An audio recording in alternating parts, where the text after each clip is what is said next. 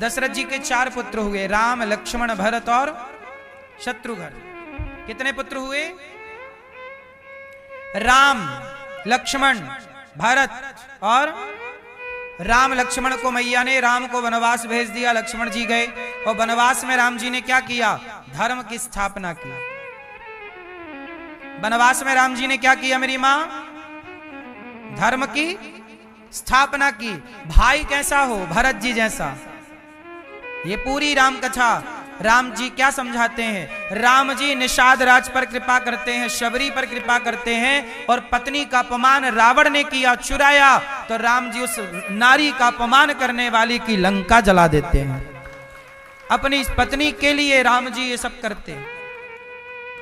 पूरी रामायण जीवन में उतारने जैसी है। आजकल का बच्चा राम को नहीं जानता, रामायण नहीं पढ़ता, दिन भर मोबाइल चलाएगा। सनातन को मजबूत करने के लिए मेरी मां ग्रंथों का अध्ययन करना जरूरी है। राम को समझना जरूरी है। राम कौन है? बताइए, राम से आप लोगों ने क्या सीखा? आप बताओ भैया, राम जी से आपने क्या सीखा? आप पीले भैया, राम से आपने क्या सीखा? क्या आप भैया आपने क्या सीखा? राम से आपने क्या सीखा?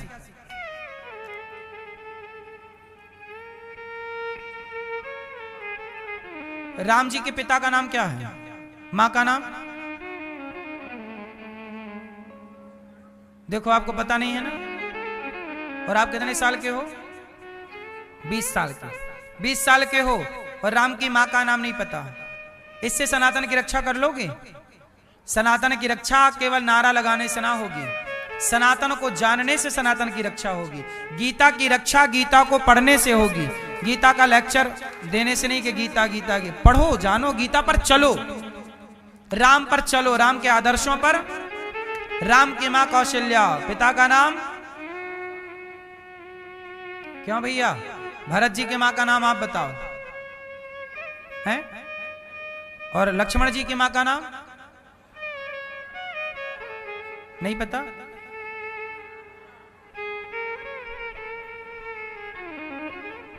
देखो, आप राम के बारे में नहीं जानते भाई, जानो।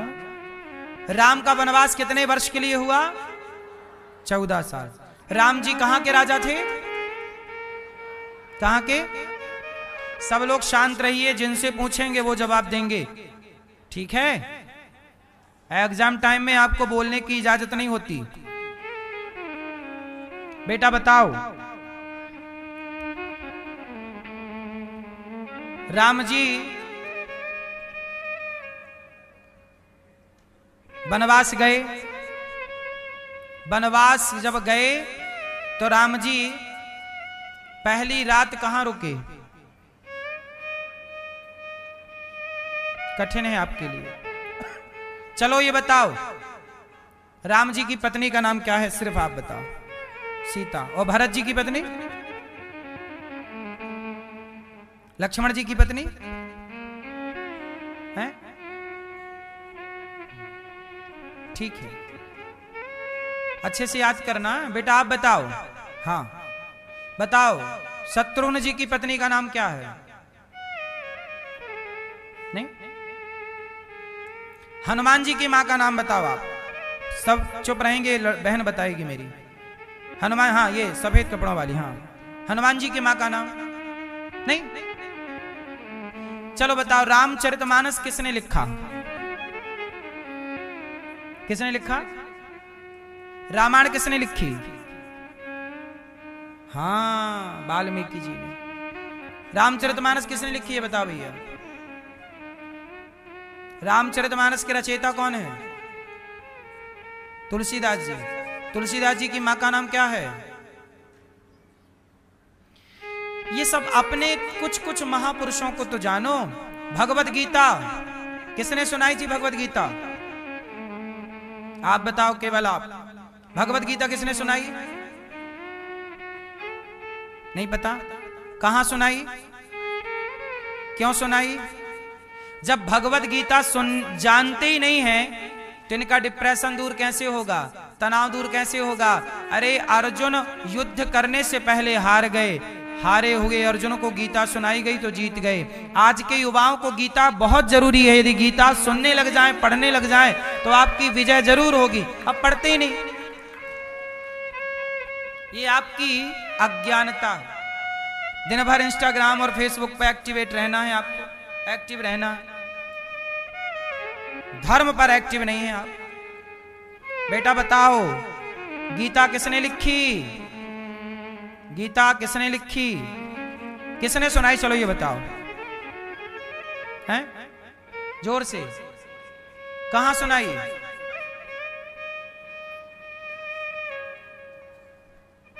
ये है सनातन का हाल। पर किसी मुसलमान के बच्चे से पूछो कि कुरान की आयतें सुना दे, तुरंत सुनाने लग जाता है। जरा सा बच्चा कुरान की आयतें सुनाता है। पर हिंदू बच्चे से बोलो, हनुमान चालीसा याद है आपको? याद है? सही बताओ, याद है? तो सुनाओ। जो सतवार, आगे बोलो, जो सतवार पाठ कर, आगे और आगे,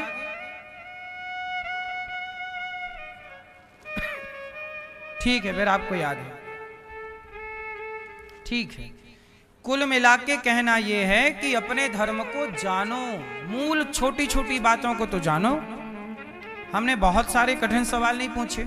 राम जी चले अयोध्या से, तमसा नदी के तट पर प्रथम रात्रि विश्राम की, श्रृंगवीरपुर दूसरी रात्रि, केवट से नाव मांगी, इसके बाद आगे राम जी चित्रकूट गए, भरत जी मिलने आए, भरत जी से मिले, चरण पादुका भरत जी ली और वापस आए।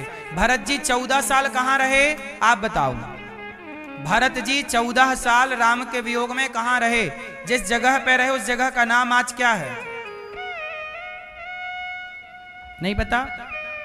ये मैया बताएंगी गुलाबी। भरत जी कहां रहे? नहीं? कौन बताएगा? चश्मा वाले भैया बताएंगे। भरत जी कहां रहे राम के वियोग में? जब चित्रकूट से तो खड़ाऊ लेके आ गए ना, कहां रहे? नंदीग्राम। अयोध्या से 20-25 किलोमीटर दूर एक जगह है नंदीग्राम, वहां भरत जी रहे। और वहां रहकर जैसे त्याग राम ने किया 14 साल, उससे अधिक त्याग भरत जी ने किया। और राम जी के चरण पादुका वहीं रखी, पूजा आरती करते। राम जी रावण को मारे, सिया जी को लाए, राम जी राजा बने, सिया जी रानी बने। राम कथा सिखाती है मर्यादा में रहना चाहिए, मर्यादा का उल्लंघन कभी नहीं करना चाहिए, माँ बाप की आज्ञा का पालन करना चाहिए। पर आज्ञा देखो, राम ने माँ की आज्ञा का पालन किया, लेकिन राम के भैया भरत ने माँ की आज्ञा का पालन। कैकई बोली कि राजा बन जाओ, भरत जी नहीं माने, और राम जी से बोला माँ कैकई नहीं, बनवास जाओ, तो चले गए। एक बेटा माँ की बात सुनता है और एक बेटा माँ की बात नहीं सुनता। इसका मतलब यह है कि माँ की बात सुनना चाहिए, पर वही बात सुनो जिस बात में धर्म हो। जिस बात में धर्म ना हो वो बात माँ की भी भरत जी ने नहीं सुनी। जिस बात में धर्म ना हो वो बात बाप की भी नहीं सुननी चाहिए। प्रहलाद जी ने बाप की बात नहीं सुनी, हिरण्यकश्यपु की। जिस बात में धर्म ना हो वो बात बाप की हो, माँ की हो या गुरु की हो। शुक्राचार्य की बात राजा बलि ने नहीं सुनी। शुक्राचार्य ने कहा दान मत करो, बलि ने कहा मैं करूंगा, क्योंकि बात गुरु की थी पर धर्म नहीं था उनकी बात में। यदि पिता की बात में, माँ की बात में, गुरु की बात में धर्म ना हो तो वो धर्म से हीन बात चाहे किसी की हो वो नहीं सुननी चाहिए। इसलिए बात वही सुनो जिस बात में धर्म धर्म। इसलिए धर्म युक्त आचरण करो, धर्म युक्त बात सुनो, धर्म युक्त खाओ। हमारे यहाँ खाने में धर्म, चलने में धर्म, बोलने में धर्म, रहने में धर्म, गृहस्थ में धर्म, विरक्त में धर्म, सब जगह धर्म ही धर्म है। राम कौन है? रामो विग्रहवान धर्मः, साक्षात धर्म का अवतार ही राम है, धर्म की प्रतिमूर्ति राम है। इसलिए राम जिस रास्ते पर चले उस रास्ते पर चलना धर्म है, और रावण जिस रास्ते पर चला उस रास्ते पर चलना अधर्म है। बहुत सूक्ष्म दृष्टि है धर्म की, सत्संग करोगे तो जान पाओगे कुछ कुछ। राम जी राजा, सिया जी रानी बनी। जटायु ने प्राण गवा दिए सीता मां के लिए। बोलो हाँ, किसके लिए? सीता मां के लिए मर गए जटायु जी। रावण से पंगा ले लिया ना, रावण लेके जा रहा था, जटायु जी लड़ गए, ए रावण रुक, पक्षी थे और भिड़ गए। आजकल का आदमी नारी के सम्मान के लिए खड़ा नहीं होता, इसलिए नारी के सम्मान के लिए पक्षी भी इस देश में खड़े हुए और लड़े और मरे। हम इंसानों को तो नारी के सम्मान के लिए खड़ा होना चाहिए। इसलिए आज नारी का सम्मान क्या है? मैं कहता हूं कि आप किसी नारी का सम्मान करें ना करें, अपने घर की दो नारियों का सम्मान कर लें, एक अपनी माता का सम्मान और एक अपनी पत्नी का सम्मान। यदि दो नारियों का सम्मान, यदि भारत का हर मर्द, भारत का हर पुरुष केवल दो नारियों का सम्मान करने लग जाए तो आज राम राज्य आ जाएगा। पहला सम्मान अपनी माँ का और दूसरा सम्मान अपनी पत्नी का। और आज के युग में ना तो कोई माँ का सम्मान कर रहा है, कुछ बच्चे नहीं कर रहे हैं, और ना तो पत्नी का सम्मान हो रहा है। और नारियों के लिए भी दो बातें हैं कि आज की स्त्री यदि अपने सास का और अपने पति का, यदि सास का और पति का सम्मान करने लग गई तो वो घर घर नहीं रहेगा, स्वर्ग हो जाएगा। आप पूरी जिंदगी में किसी का सम्मान मत करो, मैं कहता हूं केवल दो लोगों का सम्मान करो, एक अपनी माँ का, एक अपने पत्नी का। पिता का सम्मान भी हो ही जाएगा, माँ का सम्मान मतलब पिता का। और स्त्री भी दो लोगों का सम्मान करे, एक अपनी बूढ़ी सास, क्योंकि तुम स्त्री हो और तुम्हारी सास भी स्त्री है। स्त्री का दर्द स्त्री नहीं समझेगी तो समझेगा कौन? तुम अपने पति का और तुम अपने सास का सम्मान। हर घर में यदि दो दो लोगों का सम्मान होने लग गए तो बताइए घर घर रहेगा कि स्वर्ग बन जाएगा? मैं कहता हूं तीसरे किसी का सम्मान ना करो, तीसरे किसी को सम्मान ना करो, सबको भले तुम कुछ भी कहते रहो, किसी का सम्मान मत करो, पर दो लोगों का सम्मान करने लग गए, अपनी सास का और अपने पति का, अपनी पत्नी का और अपनी माँ का, तो घर घर नहीं साहब, तुम्हारे घर में देवता आएंगे। लेकिन आजकल का आदमी दो लोगों का सम्मान नहीं कर पा रहा, और ना स्त्रियां दो लोगों का सम्मान नहीं कर पा रहे हो आप इतने बड़े घर में। और आप बोलते हैं कि हम धर्मवान हैं, तुम्हारे घर कोई देवता, कोई साधु आएंगे तुम्हारे द्वार पे।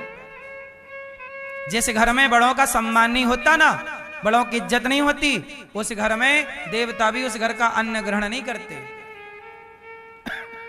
इसलिए कहता हूं, गौरी गोपाल आश्रम में जिन बेटों ने अपनी मां को घर से निकाल दिया, उन बेसहारा मां का सम्मान भी गौरी गोपाल में ये दास अनिरुद्ध करता है। कल आपने देखा एक माँ के 7 बच्चे थे, 4 बेटा 3 बेटियां, लेकिन 3 बेटियां और 4 बेटों के होने पर भी वो 6 वर्ष गौरी गोपाल में रहीं।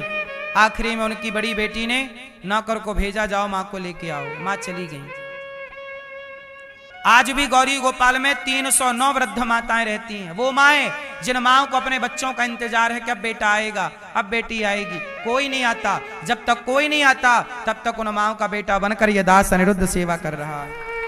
कई बार माओ की मृत्यु हो जाती है, इंतजार करते करते मरी हुई माँ का दर्शन करने बेटा नहीं आता, तब माँ का अंतिम संस्कार, तब माँ को कंधा देना और तेरहवीं करना, यही ये दास अनिरुद्ध करता हूं। माओ की 13वीं भी,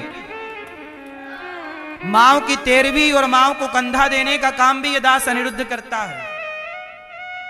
इसलिए कहता हूं कि आप भी इन माओ का बेटा बनकर, बेटी बनकर सहयोग करिए, क्योंकि आप सबके सहयोग से गौरी गोपाल आश्रम में ये सब सेवाएं चलती हैं। यहाँ वृद्ध माओ की सेवा यदि हो रही है तो केवल आप सबके सहयोग से। इन माओ को भोजन मिलता है आपके सहयोग से। इसलिए आप भी घर में चूल्हा जलाएं, रोटी बनाएं, तो एक दिन की रोटी माओ के लिए जरूर दें कि आज भोजन माओ को हम पहुंचाएंगे अपनी ओर से। आप अपनी ओर से वृद्ध माओ को भोजन कराइए कि आज का भोजन आप कराएंगे। आप लोग अपनी ओर से कल का सवेरे का भोजन माओ को करा सकते हैं, माओ को सवेरे का नाश्ता बंटवा सकते हैं कि माओ को हम नाश्ता बंटवाएंगे, नाश्ते की सेवा हम करेंगे।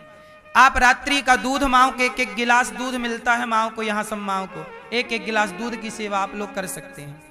कुछ ना कुछ करने के योग्य जरूर होंगे आप, मुझे विश्वास है। क्यों? आप किसी माँ को भोजन कराने के योग्य हैं या नहीं?